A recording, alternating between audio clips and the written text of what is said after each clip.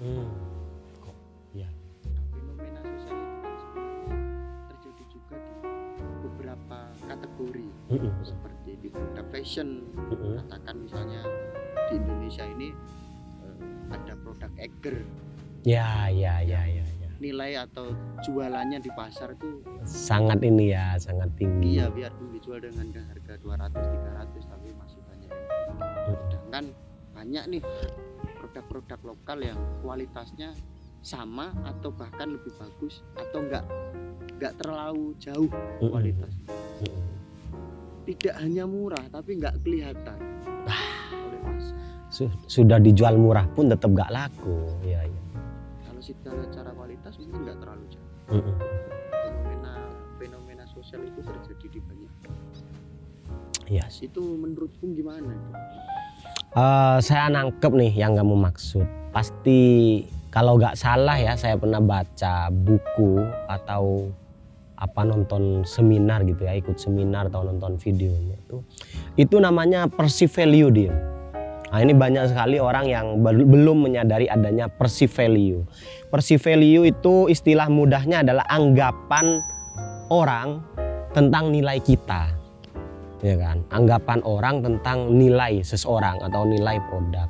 Nah, perceived value itu sederhananya seperti ini, bahwa dalam konteks sosial kita sehari-hari ya, dalam behavior kita, perilaku kita setiap hari, itu ada terjadi yang namanya pengamatan, penilaian yang akhirnya menjadikan kesimpulan terhadap nilai kita, ya kan.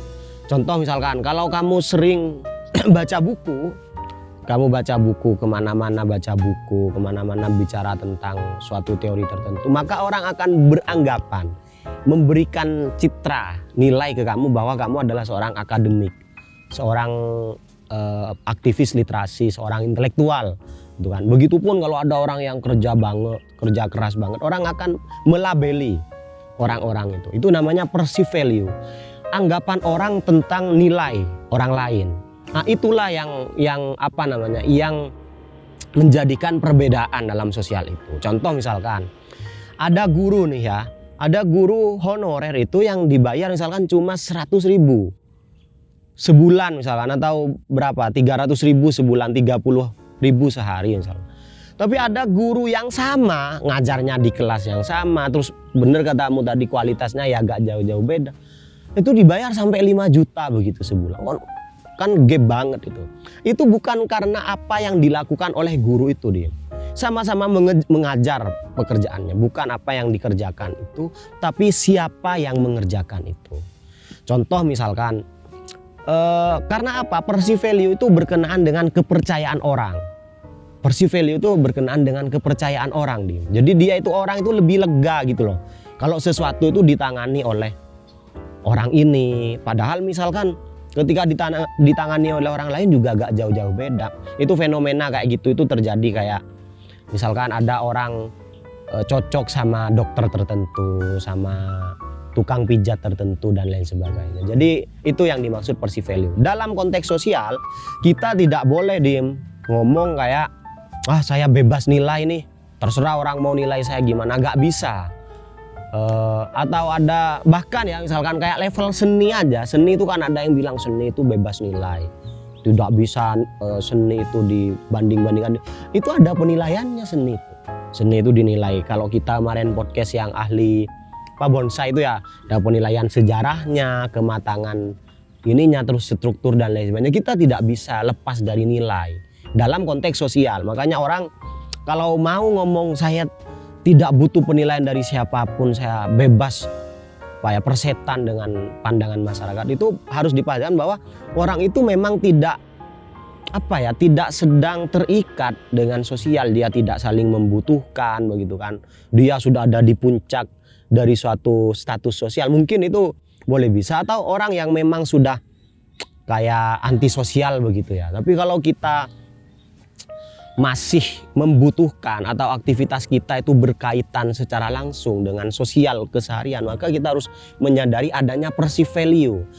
Keberadaan kamu di sosial itu dinilai. Maksudnya Dimas ini orang yang seperti apa sih, kesehariannya gimana, itu yang yang apa ya, dikoleksi oleh orang-orang, di-collecting oleh orang-orang tentang diri kamu, dan akhirnya dilabeli, oh ternyata Dimas adalah seorang editor, ya kan? Oh ternyata Dimas adalah seorang pembicara yang ulung, seorang ahli literasi begitu kan. Sehingga itu yang dimaksud value. Perceived value itu yang akan memberikan perbedaan. Sama seperti Erling Haaland tadi, atau siapa striker katamu itu, yang sebenarnya dengan yang MU itu sama aja gitu, tajamnya sama ini. Tapi pasar sudah saking percaya ke ini. Citranya bagus, di setiap penampilannya dia disiplin, dia tidak menyanyiakan peluang kalau ada dan lain sebagainya. Sehingga membumbung tinggi citra pasar, itu membuat perceived value dari si striker ini sangat tinggi. Itulah yang membuat orang akhirnya lebih dihargai daripada orang lain. Jadi pekerjaannya sama, kerumitannya sama, hanya karena beda, yang mengerjakan itu beda. Sama ketika yang ngomong ke kamu tentang rajinlah ibadah gitu kan. Kalau misalkan itu temenmu yang ngomong kayak gitu, mungkin kamu bilang sambilan, tapi beda kalau yang ngomong Gus Baha, kalau yang ngomong Pak Quraisy Shihab, itu beda lagi sudah. Masuknya ke kamu itu lebih apa ya, lebih punya impact. Nah, jadi itu hal-hal yang berkenaan dengan kaitan sosial, dengan nilai dari diri seseorang itu tidak lepas dari perceived value. Teman-teman ketika menyadari tentang adanya perceived value itu akan lebih aware bahwa sebenarnya keseharian kita itu ada yang mengawasi dia. Ada ya, kalau bahasanya apa namanya itu, Miss Universe atau Miss Indonesia itu, semua mata tertuju padamu, itu nggak salah-salah banget. Jadi kita meskipun kadang merasa sekedar sehari-hari seperti biasa, sebenarnya itu diawasi. Seperti apa aktivitas kamu setiap hari, masalah-masalah apa yang pernah kamu tangani, solusi-solusi apa yang pernah kamu tawarkan dalam sosial begitu kan. Jadi itu yang akhirnya menjadikan orang itu yakin kepada kamu. Dan kalau kamu sudah menerima itu, sudah mendapatkan perceived value seperti yang kamu bilang tadi, merek Eiger itu kan perceived value-nya sudah bagus masyarakat ya. Orang sudah percaya pada tahan lamanya Eiger, terus kenyamanan dipakainya, terus kualitasnya bagus lah, gak diragukan. Ya Eiger marketnya meskipun mahal itu banyak yang beli, meskipun lebih mahal dari yang lain banyak yang beli, tetap orang pengen beli itu karena ada kepercayaan, ada trust dalam perceived value. Dalam produk yang perceived value-nya tinggi itu ada trust. Orang lebih milih kalau sama-sama mampu sepeda yang lebih mahal, lebih nyaman, lebih tahan lama daripada yang ini begitu. Itulah mungkin yang kamu maksud tadi ya, pertanyaan dari perceived value itu, karena memang banyak orang belum menyadari itu. Jadi perceived value itu sekali lagi adalah citra diri kamu menurut orang lain, ya, anggapan orang lain terhadap kamu. Sama seperti kenapa ya kalau ada Raffi Ahmadnya begitu kan, kalau ada Raffi Ahmad itu kok produk-produk itu yang mahal-mahal mau padahal yang dilakukan Raffi Ahmad ya cuma masarin seperti yang dilakukan artis-artis lain atau endorsement lain.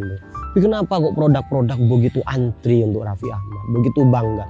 Karena perceived value atau market value-nya Raffi Ahmad tinggi banget. Orang sudah terlanjur percaya sama Raffi, tidak meragukan integritasnya Raffi, terus Raffi itu serius dalam banyak. Makanya kalau orang belum punya perceived value yang tinggi, terbata-bata mereka. Mau kerja ini gak dihargai, mau kerja itu dihargai murah dan lain sebagainya. Makanya yang paling penting adalah membangun perceived value di sosial itu. Kalau itu sudah berhasil kamu bangun, semuanya akan lebih mudah buat kamu.